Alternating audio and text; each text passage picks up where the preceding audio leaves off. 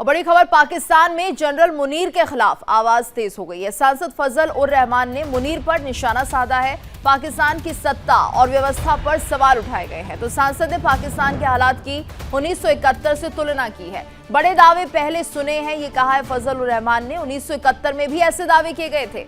तो याहिया ने कहा था कि हम लड़ेंगे, लेकिन अगले दिन हथियार डाल दिए गए। सत्ता में बैठे लोग मजे ले रहे हैं और जनता परेशान है। पाकिस्तान की सियासत में एक बार फिर सत्ता और सेना के बीच टकराव की आवाज तेज हो गई है।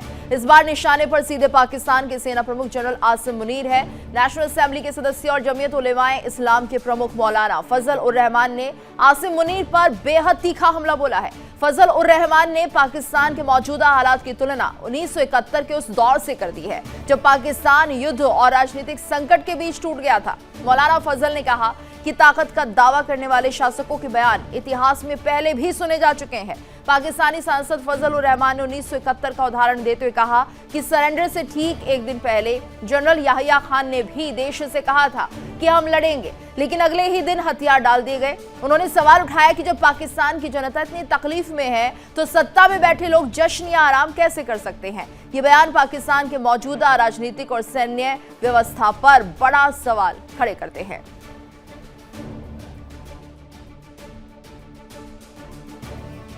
ये कहना कि हम मुल्क के मुहाफिज हैं, किसी का बाप भी इस मुल्क को नुकसान नहीं पहुंचा सकता, मानते हैं, आप बड़े ताकतवर हैं। लेकिन मुझे याद है, और शायद कोई बुजुर्ग ऐसे हों जो उनको भी याद हो, जब दिसंबर 1971 में हथियार ढालने से एक दिन पहले जनरल याहिया खान ने कौम से खिताब किया और कहा हम लड़ेंगे, गली गली में लड़ेंगे, सहराओं में लड़ेंगे, खेतों में लड़ेंगे, कारखानों में लड़ेंगे, पहाड़ों में लड़ेंगे और इनके खिलाफ हम जंग लड़ेंगे, हथियार पहनेंगे। तो ये बड़े बड़े बोल तो हमने उस वक्त भी सुने। मुल्क को और अवाम को क्यों इम्तिहान में डाल रहे हो, क्यों मजे ले रहे हो जब आपकी पब्लिक इस कर्ज से गुजर रही है। और आज 2026 है। 1979 में जब अफगानिस्तान में इनकलाब आया और जंग शुरू हुई, अब आप बताएं कि 45-46 साल हो रहे हैं, एक ही खत के ऊपर इतने निस्फ सदी के करीब खून बह रहा है। इस तरह का खून जब बहता है तो फिर वो जुग्राफियाई तब्दीलियों की निशानदेही करता है। तो फिर हमें अपने इरादों से आगाह तो कर दीजिए। हम तो सह रहे हैं और सहते रहेंगे, चलता रहेगा मामला। चंद रोज़ और मेरी जान फकत चंद ही रोज, जुल्म की छांव में दम लेने पे मजबूर हैं। और कुछ देर सितम सह लें, तड़प लें, रो लें, अपने अजदाद की मीरास है, माजूर हैं हम। तो देखिए, ये सवाल हैं सांसद के, और ऐसे में इन्होंने सीधे तौर पर जिस तरह से आरोप लगा दिए हैं सेना पर और मुनीर को लेकर, यहाँ पर सीधे तौर पर ये कहा जा रहा है कि आखिर सेना कुछ ऐसे ही हालात बना रही है जैसे 1971 में देखने को मिले थे। हमारे साथ सहयोगी विकास भी जुड़ गए हैं। विकास, देखिए, फजल उर रहमान ने जिस तरह से आरोप लगाया है सेना पर और एक तरह से मौजूदा हालात की तुलना 1971 से कर दी है, और ये माना जाए कि अब कहीं ना कहीं सत्ता और सेना में टकराव की स्थिति बनती हुई दिख रही है।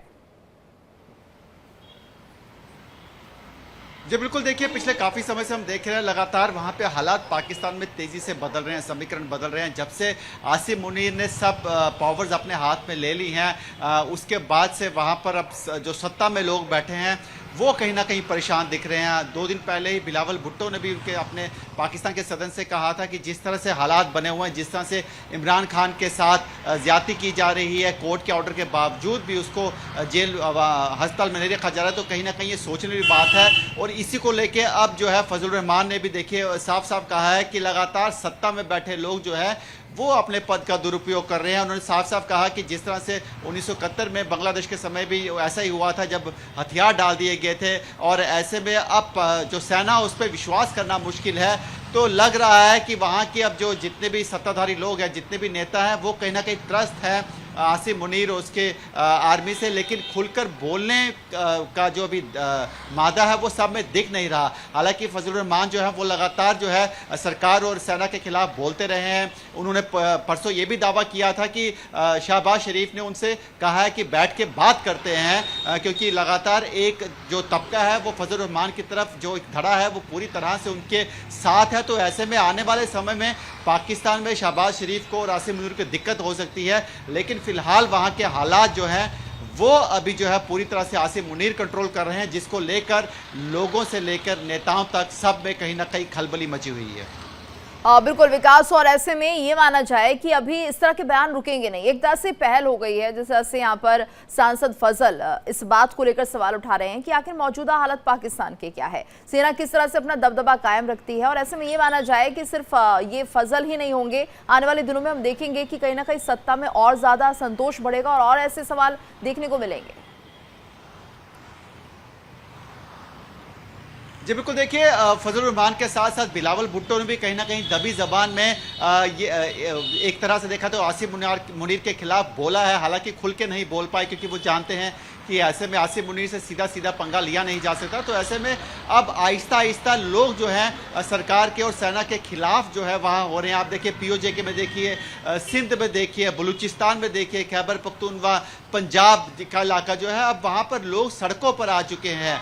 लोग लगातार अपने अधिकारों के लिए, जो उनके अधिकारों का हनन हो रहा है उसके लिए आवाज़ उठा रहे हैं। तो ऐसे में जो सत्ता में लोग बैठे हैं, जो राजनेता हैं जितने भी, उनको लोगों की आवाज़ उठानी पड़ेगी। हालांकि आसिम मुनीर उनमें से क्या सुनते हैं क्या नहीं सुनते उन पर निर्भर करता है, लेकिन जिस तरह से पावर्स का जो ट्रांसफॉर्मेशन हुआ है, जो पावर्स की पूरी की पूरी आसिम मुनीर की तरफ जा चुकी हैं, ऐसे में आने वाले समय में एक बार फिर से जिस तरह से जनरल मुशर्रफ ने पाकिस्तान पे राज किया था और पाकिस्तान के लोगों में आतंक मचाया था, वही हालात एक बार फिर से बनते हुए दिख रहे हैं।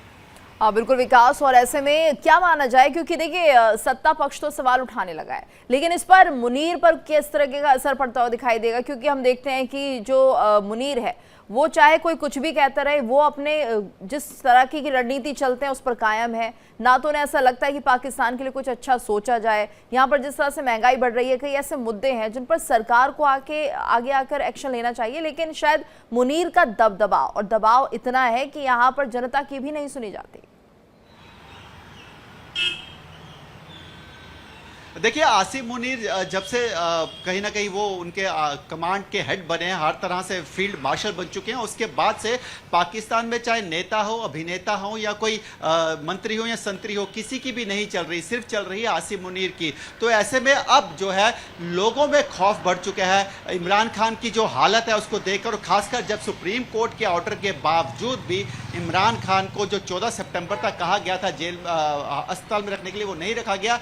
तो उसके बाद जो है अब जितने भी नेता हैं, चाहे पक्ष है विपक्ष में, वो कहीं ना डरे और सहमे हुए हैं। उनको लग रहा है कि आने वाले समय में अगर इन्होंने भी आवाज़ बुलंद की तो इनका हाल भी इमरान खान की तरह होगा। तो ऐसे में दबी जुबान में या फिर फजलुर रहमान की तरह जो सीधे मन से सरकार को ललकारते हैं, इस तरह से अब लोगों में भी और कहीं ना कहीं आसिम मुनीर के खिलाफ बगावत के सुर देखते हुए मिल रहे हैं। और ऐसे में अगर इसी तरह से सुर बढ़ते रहे तो आसिम मुनीर के लिए आने वाले समय में मुसीबतें बढ़ सकती हैं। हालांकि फिलहाल उनकी कोशिश यही है कि जनरल मुशर्रफ की तरह राज करे जैसे उन्होंने पाकिस्तान में किया था, लेकिन हालात ऐसे बन रहे हैं कि शायद उनको भी अपना देश छोड़कर जनरल मुशर्रफ की तरह बाहर कहीं सेटल होना पड़ेगा। वरना अगर वो देश में ज्यादा देर रहेंगे, इसी तरह से वो लोगों पे जुल्म करते रहेंगे, तो लोग जब बगावत पे आएंगे तब जितने भी विकास और बगावत की शुरुआत ऐसे ही होती है, पहले विरोध किया जाता है और उसके बाद मामला इतना बढ़ता है। जिस तरह से पीओके नहीं संभल रहा है, आने वाले दिनों में हम देखेंगे पाकिस्तान में भी कुछ ऐसी स्थिति बनेगी। धन्यवाद आपका इस पूरी जानकारी के लिए।